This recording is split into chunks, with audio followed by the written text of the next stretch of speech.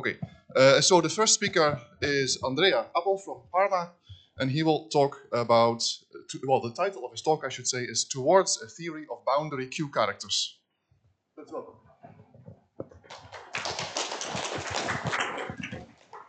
Okay, thank you very much. Thank you very much to the organizer for the nice invitation, and in particular for Bart for his ad hoc introduction. So indeed, the talk of today will be actually mostly about a series of 3 joint works with Bart that we had in the last 4 years, and eventually the outcome that we are getting more recently is that this is potentially providing indeed a sort of approach to a boundary analog of Q characters for quantum symmetric pairs, or also known as high quantum groups in some slightly different context. Okay, so just in order to do to basically introduce the topic, I need to go back on the other end like 40 years. So it goes back to the origin. I want to mention the 2 main players of the story. So just very basic definition. So we have that an R matrix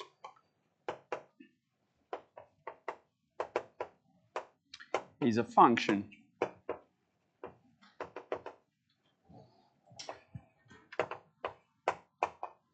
in a complex parameter that takes values into the endomorphism of a tensor product of a vector space, V tensor V. V is supposed to be a complex finite-dimensional vector space, satisfying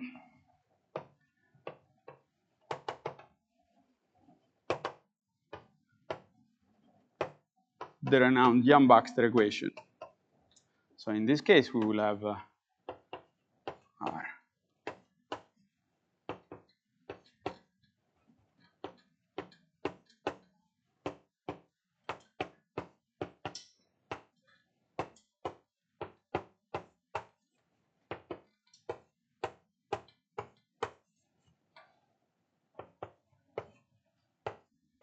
Okay, so here what I'm using is the version with multiplicative parameters. So as you can see, it's very likely that you've seen the same equation, which the spectral parameters in the middle is not the multiplication, but is the sum of the 2.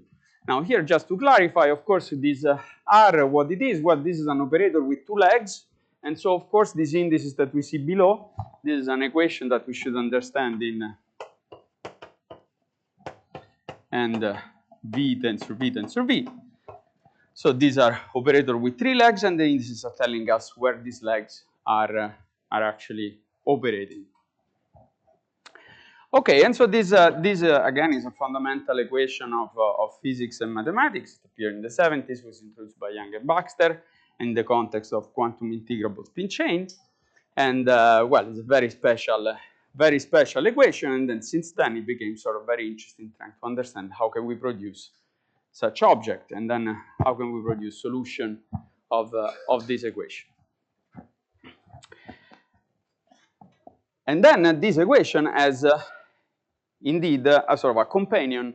The companion is the reflection equation, and the reflection equation as a solution is something that is called a K matrix.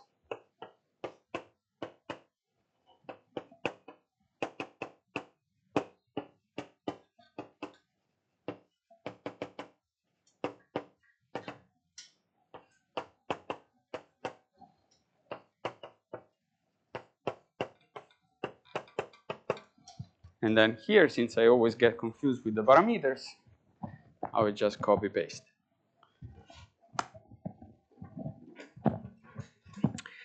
So this function instead is supposed to satisfy, I was saying, the so-called reflection equation. So this is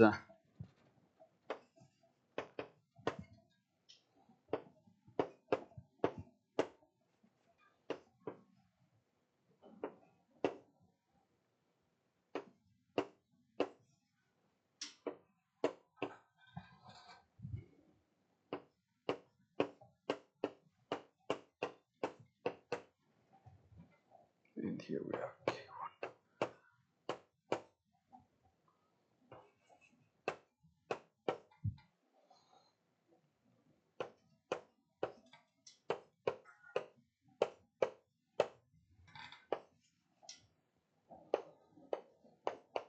Okay, it's satisfying now these 4 terms equation that also depends by this parameter. Now, as I was saying, this was in the 70s, and this one instead was introduced in 1984 by Ivan in a work by Ivan working indeed in quantum integrable spin chains with a boundary, and Skilanin also. No, I'm happy that you say it. We never really know. According to chronological order, generally we attribute it to you, but right, exactly. And then Skilanin in 1988 actually gave a sort of a very studied this equation deeply and described the transfer matrices, which I'll come back to this eventually at some point. It is, on the other hand, interesting to observe that what was in Ivan's paper in particular is not really this specific equation, but it's a more general version of this equation where you don't have just one R matrix, but I will write only one type of these equations.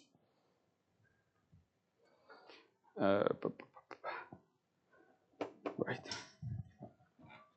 So here. Well, now here these R matrices with signs, plus and minuses. Actually, these are 3 distinct operators that satisfy Yang-Baxter type equations altogether.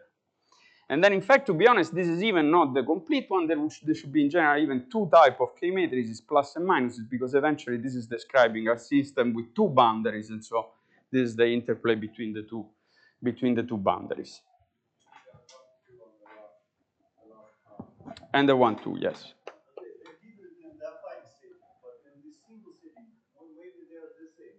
That's right, but in a certain sense, I will arrive to the. Exactly. So,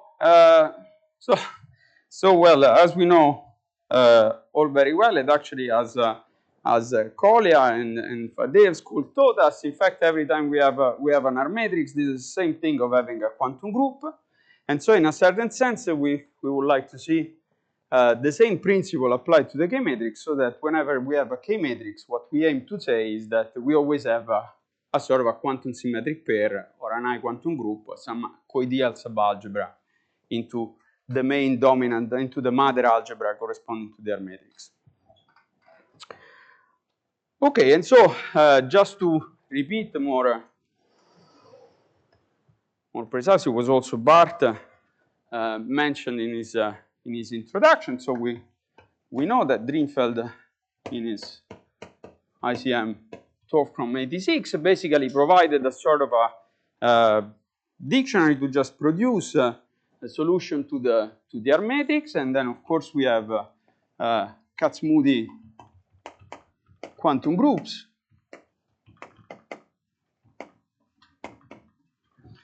that in fact are basically the underlying algebraic structure to constant solution of the Yang-Baxter equation. So in particular, it would be a function that does not depend on the parameter, so it's a constant function. And then that kind of solution can be used to produce a spectral solution of the Yang-Baxter equation in the case of quantum affine algebras. And then a kind of a different solution, but in a certain sense the same, is used to basically produce R matrices in the case of the Yangian. And so basically, again, what is the expectation? The expectation is that, well, for the K matrix, I should be able to say exactly the same kind, to produce exactly the same kind of dictionary. And so what should appear on this side, as Bart anticipated, it will be indeed quantum symmetric pairs or I quantum groups of general Kac-Moody type. And then we will have affine QSPs. And then there will be twisted Yangians. And in fact, more generally, McKay Yangian. And so what my talk will be about, in particular, will be exactly about these two cases here. How to solve this problem for Kac-Moody quantum symmetric pair and affine quantum symmetric pairs, and then discuss a sort of generalization on that. Should be noted that instead on twisted Yangians and in general Mackay-Yangians, there is at the moment a sort of a question mark. It's not very clear if actually this can be solved. There is some very interesting progress in the case of twisted Yangians using a geometric approach, but a sort of a general approach is kind of not clear if it is actually there. Okay. So what was the basic, obvious, easy ingredient in Drinfeld answer is just he has a sort of algebraic immediate approach to say what an R matrix is. So, and this is just the definition that he gave of, so this is about his algebraic approach.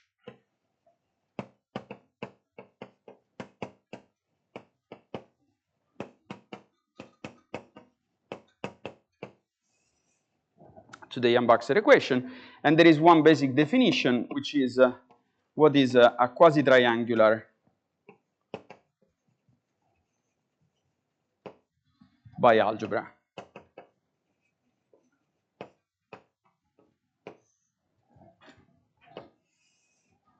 Or actually, quasi-triangular bialgebra is clearly well, obviously, is a bialgebra A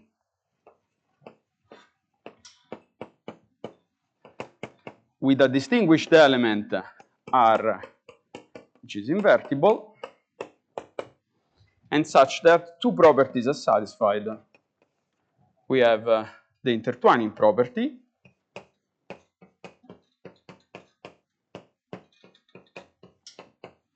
and then we have a coproduct identity.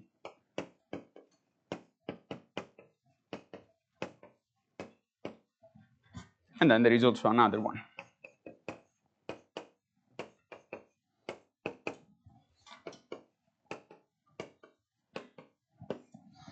Now it's clear that if you have such an object, then now basically what happens, something very simple. I take a module over this algebra. This is a bialgebra, so I can tensor modules together, and then I can take this object, which is called the universal R matrix. I can act on my vector space, on my module, and then simply putting together these two equations, I can see immediately that the reflection equation, the Yang-Baxter equation hold. And so in particular, this object is indeed a sort of an automatic, systematic way of producing R matrices. Okay, so first question is, what is the analog of this if now we want to produce kind of K matrices? And the answer to this question actually started appearing already in the 90s in the work of Tom Dieck and Oldenburg, and then in the work of Coolidge and Donin. So there have been several attempts to that. And with Bart, on the other end, we had a sort of a slightly different proposal from with respect to everything that was given before. That, as I will explain, it was a little modification, but kind of a crucial modification that allowed us to actually obtain kind of nice results. And so clearly, as I said, the K matrix and the reflection equation, this is a sort of a sub-data that depends on the Yang-Baxter equation. So in a certain sense, we assume that a quasi-triangular bialgebra is already given. And so we have, in fact, some extra data now. And this extra data is going to be, so we have a first ingredient is going to be an algebra map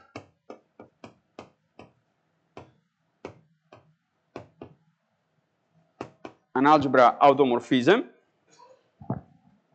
Now this is, okay, an algebra automorphism when A is a bialgebra.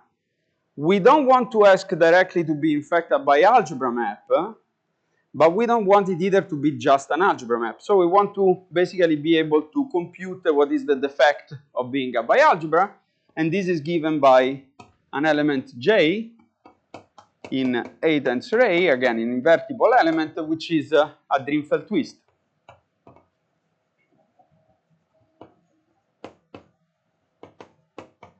So it's an element that satisfies a sort of a cocycle identity, and so that allows me to produce out of this guy a new off algebra.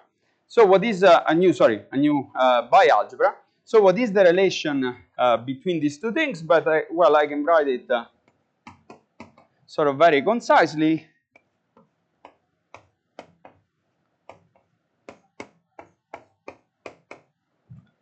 Now, what this means? So here we have, in fact, AJ is the twisted bi-algebra. So its coproduct is just twisted by J. It's conjugated. And its R matrix is also twisted by J. And then here instead I have the off algebra structure, which is induced on A by the same map, which is only an algebra map, but is the co-opposite structure. So here what I get is a psi tensor psi of delta to 1 psi inverse x. And these two things must be the same. And then the off algebra, and the R matrix is just the image through psi of R to 1.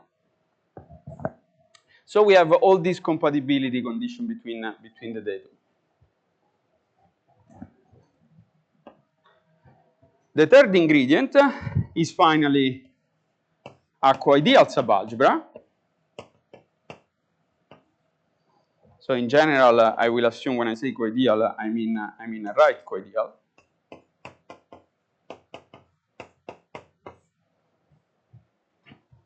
And then finally, I need my K. So K now is going to be just an invertible element here that again satisfies two conditions, an intertwining condition and a coproduct condition. So first, I wanted to psi commute with respect to B, and then I have a coproduct identity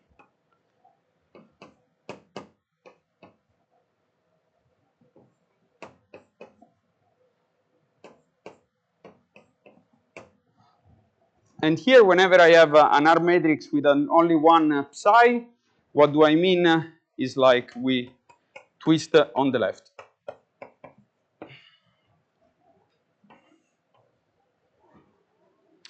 And so here, this is a very easy exercise. If you now take these things and then you start combining these two axioms together with this relation, what pops out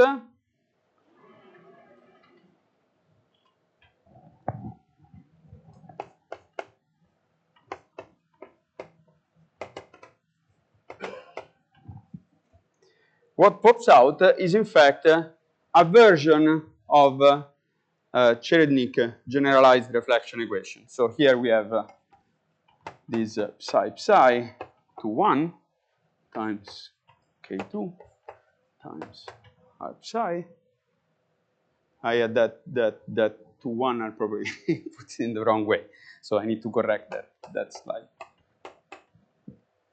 And here is K1 R psi to 1, K2, and R. Okay, and so you see now that in fact, actually this is replicating more or less having this tree operator. Actually, we only have one R matrix, but now we are considering three versions that comes out. The original R matrix, the same R matrix where they twist one leg, and the R matrix where they twist two legs altogether.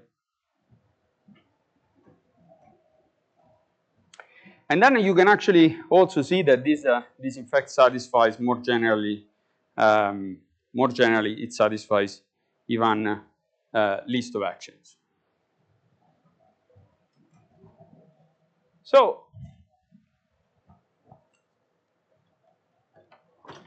one thing that I should mention is that indeed, sorry for the video, so I will just go back here,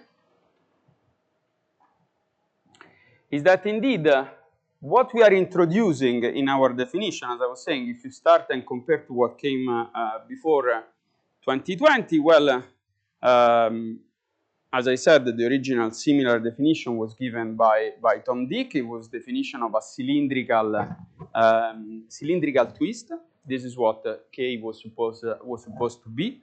His definition was also then reinterpreted by Martina Balagovic and Stefan Kolb, with one important distinction. They introduce it and they actually assume that psi is a bialgebra map. So J is trivial, more or less, or actually J in fact is coincide with R, but they have this stricter requirement. As we will, I will explain later on, actually it's very important for us to just drop this and not really use it. Okay. So just to have an idea, we all know how the R matrix of quantum SL2 looks like.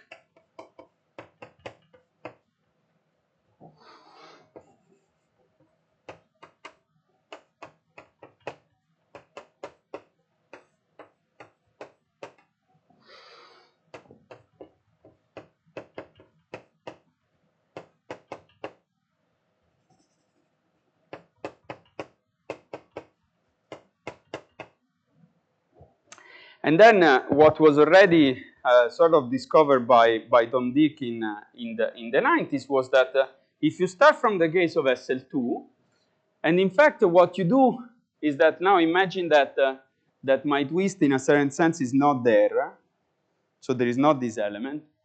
I can impose now a sort of an equation trying to solve, in fact, this coproduct identity. So I impose that K has a certain form, and then what I try to do is that I look at this coproduct identity and I try to solve it by recursion. For SL2, you can do it brutally by hand. You can prove actually this system is consistent and can be solved. If in fact you are assuming, as I said, that K has a certain form, which would be in particular that you are assuming that we will live in the positive Borel. So if you do that, you get Tom Dick answer, which is simply that this is just the sum of n greater or equal than 0, lambda n, q minus qn to the n, e to the 2n. So as I was saying, what I'm assuming is that my K matrix is of the form of 1 plus something times e to the n. And then if you do that, you will see that all the odd coefficient will be equal to 0, and even coefficient, in fact, will depend by a parameter that you can put here. And basically, no matter what you do with this parameter, you still get a solution. The factorial I absorbed into lambda in a certain sense. I could sort of remove everything. You can see that there is one comment also. Kulish, Sasaki, and Schwiebert found this one slightly before Tom Dick. Okay, thank you. Tom Dick gave the categorical formulation, the topological. But I think in a certain sense that what you are referring at maybe was actually using the intertwining equation, while instead Tom Dick actually did it just by looking at the coproduct identity. So there was no intertwining condition, so no support. But anyway, what we want to take out of this formula is precisely that there is this parameter. So in a certain sense, now we see that if I fix an R matrix, well, I don't have just one possible solution. I have potentially a lot of solutions, and this solution may depend instead from parameters.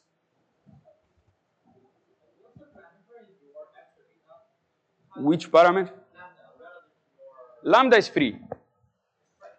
Here appears as a free parameter. As I said, you just look at this equation. You assume that here you have some variable. you try to solve the equation, then you will see that actually you can solve it up to making a choice for the, in fact, you need to make a choice for the first step. So the normalization at 1 is not enough to determine everything. You have an extra layer of. Say again? Yes, yes. These are all the solutions are of this form. And then, as I said, lambda is just a parameter. Now here, let's assume we're just working in.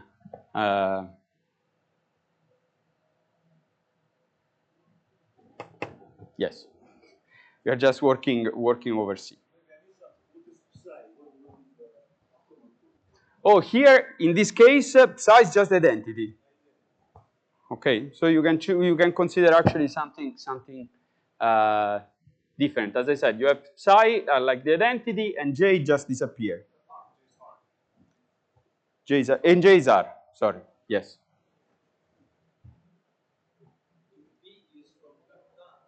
B is not there at the moment. So for this example, I didn't specify B. I just try to solve it, and then you actually see that there is all the solution out of this form. You don't have much choice. So okay. So again, all this was just to say there is this parameter, and this somewhat justify what happens next in the case of quantum symmetric pairs. So what came after this is that, of course, there was a quest for finding solution to this reflection equation, and from example, it was kind of appearing naturally that you can produce this thing by considering this co-ideal subalgebra inside the quantum group. If, for example, I want to look for it into some UQG for a simple Lie algebra, it will be a specific type of co-ideal subalgebra. In those cases, by imposing that intertwining equation, not, for example, imposing a condition with the Cartan, that would not work, then, in fact, it was possible to solve it, and was possible to find examples. So, more precisely, this is what we get here now, this quantum symmetric pairs or I quantum group. So, the setting is the following. So, we have G is a symmetrizable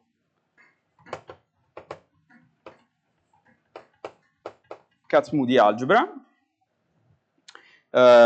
I is just the set of nodes of the Dynkin diagram.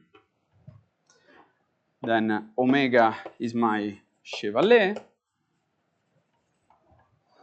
And then I have a datum, which is called the Satake datum, more or less, which is given by a subdiagram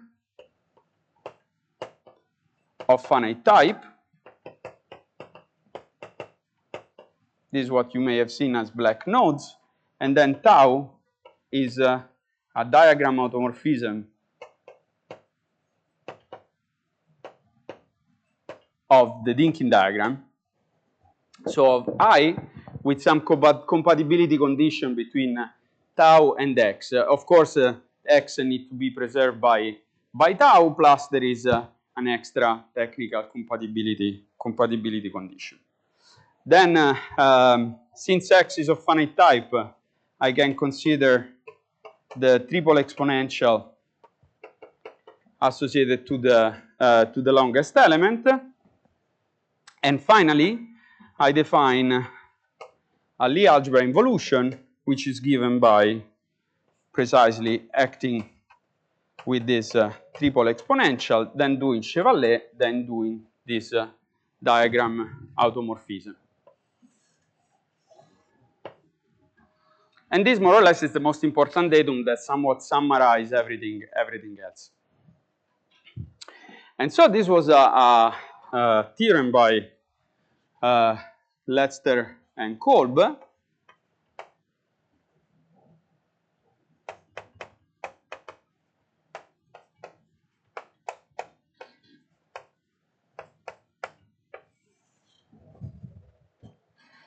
That basically said that for any such T, there exists a co-ideal subalgebra B theta inside the quantum group of G, such that in fact, well, I would say two properties. One is that UQG X is contained into B theta, which is kind of obvious, and then B theta goes down to the enveloping algebra of the fixed points whenever Q goes to 1. And why I care to mention that lambda? Because here as well, the QSP depends on parameters.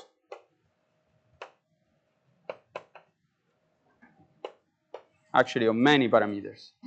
And now here, you of course, if you think something a posteriori, it's kind of obvious that these co-ideal are supposed to depend by something, because if those solutions are bound to appear precisely as an intertwining equation with respect to those guys, well, since I got parameters on the solution, I need to get parameters on the co-ideal.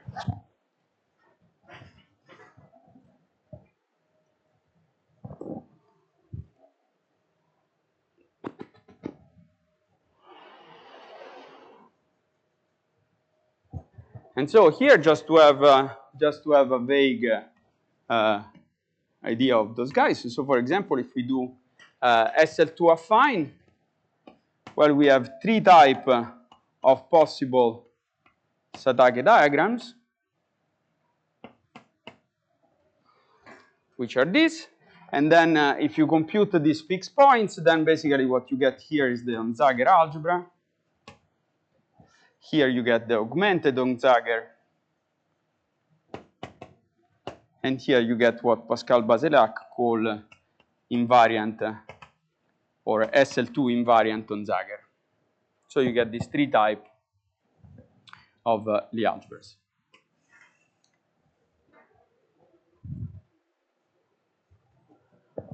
Okay, so long story short, what happens is that now if you look at this kind of co-ideal subalgebra and then you try to approach the problem of computing a K matrices, where with respect to this kind of datum you can do it. So the setting is the following. So what do I have is that what I do, let me just introduce some extra notation. So here S theta will be a Cartan correction of the quantum Weil group operator. So this is the Lustig operators corresponding to Wx, so to the longest element, and then I will have psi to be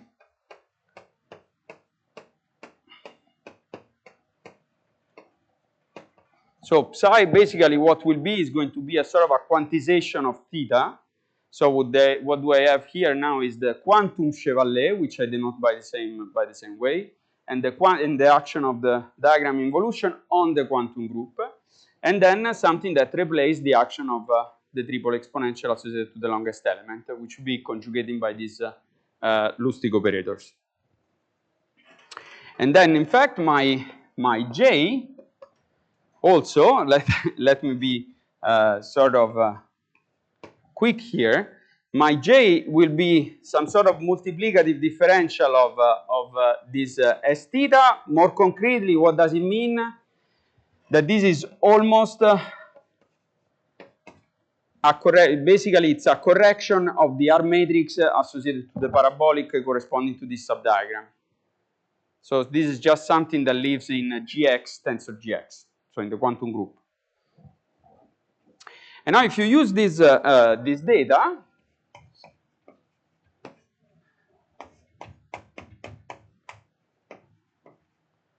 so with this kind of language, this is how Bart and I proved it in 2020. But then, in fact, the existence of the operator in the Kac-Moody setting was basically proved by Bao Wang in 13.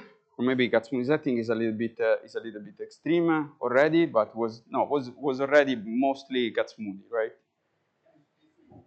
Right. then it was sort of, on the other hand, they were not really looking at the reflection equation directly, so in a sense that they didn't address the problem entirely. So the result was sort of perfected by Martina and Stefan in also let me use the archive results. So in 2016. And then with Bart, as I said, basically what it changes in all this version is what this twist operator is. So in the case, for example, of Balagovich and Kolb, the twist operator is really just a diagram automorphism, or a compositional diagram automorphism. So it's something which is really a bialgebra map, and ours is a little bit different. And now let me say, so basically what we have is that there exists a unique element of the form K1 plus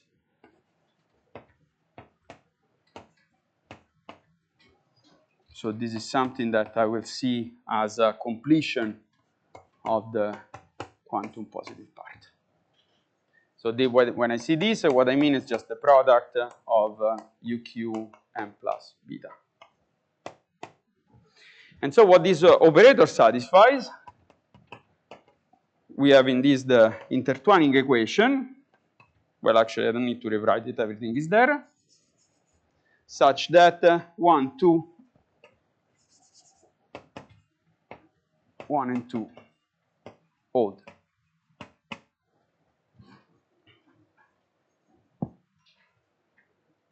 So, why I said that this was actually a tiny but very important modification. The reason is the following. So, the operator, basically, this operator appear here almost completely. We sort of redid a sort of a proof in a slightly more general setting, generalizing the parameters, but essentially the proof is identical. On the other hand, we actually solve that equation, that intertwining equation, so slightly different. Then this operator was sort of enriched with some correction given by Lustig operators in Balagovich-Kolb, because they were really looking for some reflection equation, but they were looking at some, let me call it more standard or Tom Dick reflection equation, which was simpler than Ivan version. And then what Bart said was actually this basic observation of saying, look, the operator that they found already in 2013, in fact, was already good. It was already a K-matrix. The only problem is that you don't have to consider the usual reflection equation, but you need to consider a more general version of the reflection equation. And so that was basically the trick. But now, if you think more deeply about it, you will see that we actually gain a lot from this. So first thing to observe, for example, is that this operator is perfectly defined on category O representation. So, well, actually, first thing is that this approach allowed to generalize the theorem to the Kac-Moody setting, while in fact originally Balagovich and Kolb theorem was stated only for finite type. So we moved Kac-Moody. Then the second improvement is that by considering only this element acts on category O. So while Balagovich and Kolb, they were focusing on finite-dimensional representation or integrable category O representation, we can actually act even on Verma. So we can get a much bigger category where we can act with this operator. And then we have a third advantage that I didn't really say before. That is, if you look now at this kind of setting, there is one tricky advantage. That in a certain sense, if you now see there is a very deep interplay between the K-matrix, the twisting operator, psi, and the Drinfeld twist. So they are constant, but in Kac-Moody, right? Yes. So it is quite different to what we expect, right? So, I mean, from the beginning of the story, there's U divided by E. we will get to the spectra. Okay. So yes, at the moment it's just a constant solution. So Kac-Moody setting, constant solution, Kac-Moody setting, yes. So as I was saying, the very last observation is that in a certain sense you can play simultaneously on k, j, and psi by a gauge. And so if you start from a single solution, a datum of psi, j, and k, you can actually play with whatever element to get a lot of other solutions. It's easier than it sounds. And how is this used here? Because exactly this was precisely the relation between what now we can call the K-matrix found in Bao-Wang and the K-matrix found in Balagavich-Kolb. They are exactly the same. They are gauge equivalent. They are related by the fact that there is a gauge which is adding here a Lustig operator that was precisely the correction that Martin and Stefan did in order to get their work.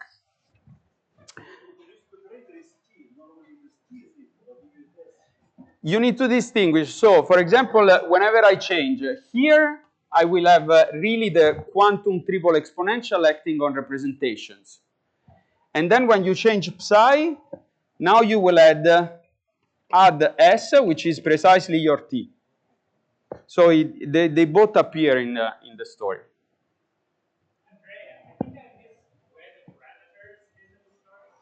So the parameter, let's say they entered the story by in an example, and then the parameters are then completely hidden. Now we are talking about the QSP, let's call it QSP parameters. So they are hidden in the choice of the co-ideal subalgebra you do. This choice, you can fix a Satake diagram and you have an infinite family of choices. So you have a parameter, a family of co-ideal subalgebra. You can pick one. To each you pick, there is a corresponding K. So the parameter is basically embedded in the choice of the co-ideal. I'll get there, but I'll get there in a second. Yes. So let me keep, so for the video, this one will stay here.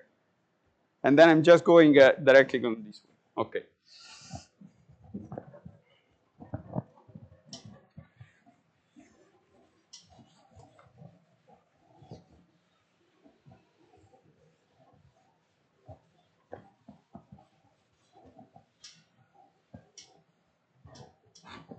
So indeed, as Ivan was anticipating what I mentioned at the beginning, like how Drinfeld solved the problem of the spectral reflection equation in the context of quantum affine, well, basically there is nothing more to do. You start from the solution in the Kac-Moody type. You choose, for example, your Kac-Moody to be an affine Lie algebra. And then what you have is a universal R matrix that you would really like to evaluate now on a finite dimensional representation of a quantum affine. Obviously, if you just look at that guy, that has no reason to act on a finite dimensional representation. But if you introduce a shift of this R matrix, so now moving from your universal R matrix, which still would be something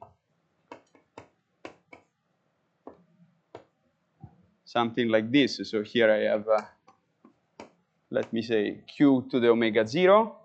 This is the Cartan part, and then I have the quasi-K matrix. So from this one, I will just move to a formal series,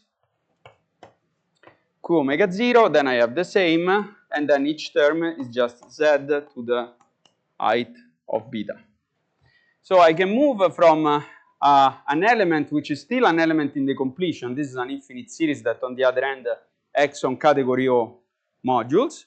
Now I get a series where each coefficient is a finite sum, and therefore you can evaluate on whatever finite dimensional representation on your quantum affine. In order to do that, as Ivan was specifying, even though we are working finite dimensional, the central charge is automatically equal to 0. So, of course, with Bart, once we had the solution, the universal K matrix for affine Lie algebra, we did exactly the same game. So what you do here, let me just remind briefly what happens in this case. So Rz in itself is going to be, in fact, whenever you evaluate on a tensor product of finite dimensional representation,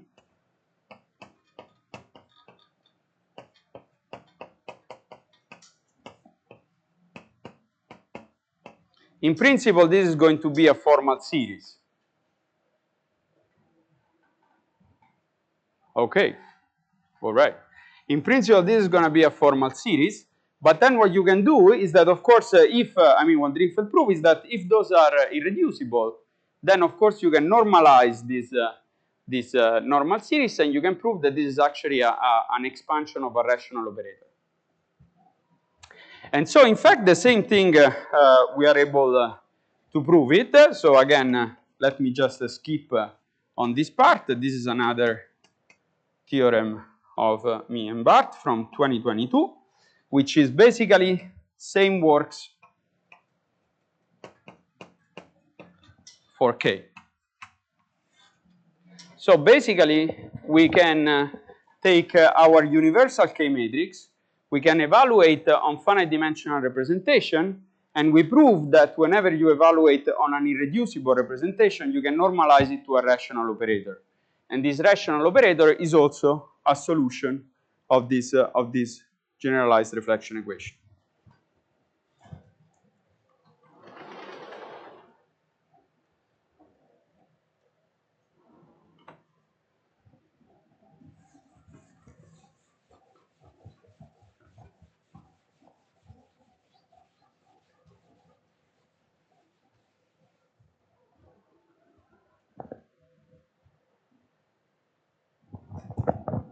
So if you now try to look at this sort of framework that you are using, what do we have? Well, we can start thinking about some sort of categorical meaning. No, we have basically we have these A modules, and they act on B modules because B is actual co-ideal subalgebra. So in particular, I can take now a module over B, and I can tensor it by V. So I get a categorical action. When you have something like this, it is then natural to basically say what? Well, first of all, what is our psi? Our psi is in fact saying that there is another action, which is in fact a sort of a twisted action. I take the pullback of my module by this algebra map, and then I tensor again. So I have two actions, and then basically what you see is that this category is a sort of a bimodule category. So instead of having our K matrix in one leg, it seems natural to have something with two legs that should operate this way, identifying these two actions. So now this operator should have two legs. And in fact, as Kolb proved in 2017, there is a sort of a standard dictionary to get a tensor K matrix from a single universal K matrix, which is a very simple formula.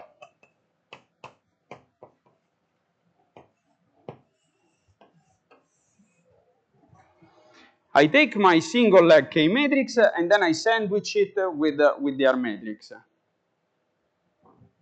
And what happens here on the other end is that we have one extra requirement. So this is basically what we do again in our more recent work with Bart, that in fact was generalizing Kolb work from 2017, which is let me write it like this, just to be quick, or maybe okay, let's say something like this.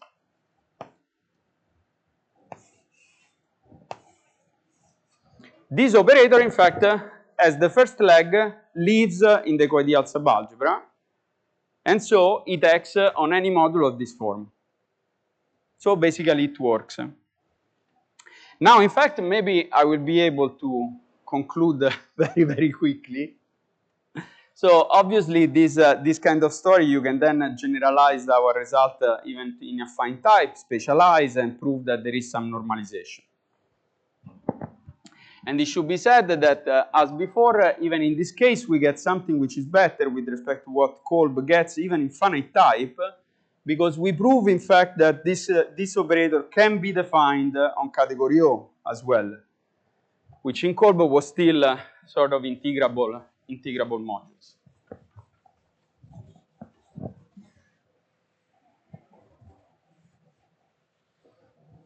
But you have complex operators. You cannot get share. That's right. So I'll steal a bit from the question, and then we'll see. That's right. So finally, actually, maybe now I can get very, very quickly to the Q characters, just to mention how this gives an approach. So Franke-Rechedin Q characters, they also defined in the setting of quantum affine algebras by using the R matrix. They were using two ingredients, in fact. It was the R matrix on one side and the loop generators, so the Drinfeld generators on the other. When you do this, then you can put together, you can work on the Grothendieck ring of the representation of your quantum loop algebra. You can construct a transfer matrix, which basically corresponds simply to take the trace of your two-leg R matrix only on one factor. This will send you in this one, let me say like this for the moment, G hat. Then here I have B plus hat, and then I have formal series. And then they consider an Harish-Chandra map towards the loop Cartan. And the Harish-Chandra map clearly uses the fact that there are Drinfeld generators. Now the question is, again, basic naive question can be, can we reproduce this construction? Well, a K matrix, in fact, a sort of a tensor K matrix, meaning in two leg. Now we have it. And in fact, thanks to the pioneering work of Lu Wang and Weinan Zhang also in split and quasi-split quantum affine algebra, there is also a loop presentation of this affine quantum symmetric pairs. So it seems that in fact, and here in a certain sense I close, it seems that in fact we can try to reproduce this approach and get something similar to Q characters, but in fact there are a lot of open questions. The first thing is that, here if you use one leg or the other for the R matrix, basically it doesn't really matter. But for the K matrix, it's completely different. So for the K matrix, it seems actually that we have two options. Over which leg do we want to actually compute the trace? If we compute the trace over a module over B, we should get a map from the Grothendieck ring of the representation of the co-ideal mapping into the quantum group. But I can also take the trace over UQG and then getting a map from the Grothendieck ring of the representation of the quantum group, then now instead we'll move towards B. In both cases, it should be clear at the moment that these maps is not obvious what they mean, and there is really a lot of work still to do. And sorry for going over time. Questions or comments? Just wait a second. Microphone. So the right-hand side is supposed to be Q counterpart of spherical functions for the symmetric space, right? At least what you expect, yes. right? Can you comment on it a little bit? What you can expect from the right UQL? UQL is a straight theory with R, but with K, what you divide by some ideal? Can you? We don't know yet. As I said, first of all, there are two options. Okay, so we are very far from that at the moment. It's not really. I don't have anything Harishchandra is interesting. taking W invariance basically, right? Harishchandra map. Right? Sorry. This is actually simpler in a certain sense. This is the affine Borel, and so you can still split. Now you can consider PBW with respect to the loop generators. Sorry, yeah, this I wasn't clear about this. This is the Kac-Moody Borel. And now you are projecting to the loop Cartan. So meaning these are the imaginary vectors in your. Somehow we restrict to the torus. Classically, without Kac-Moody, we restrict to the W invariant part of the torus, right? Am I right? Okay, we'll discuss later.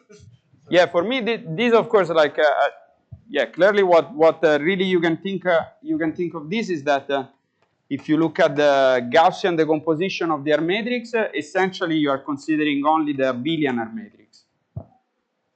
So this is actually what this thing really does. Any more questions?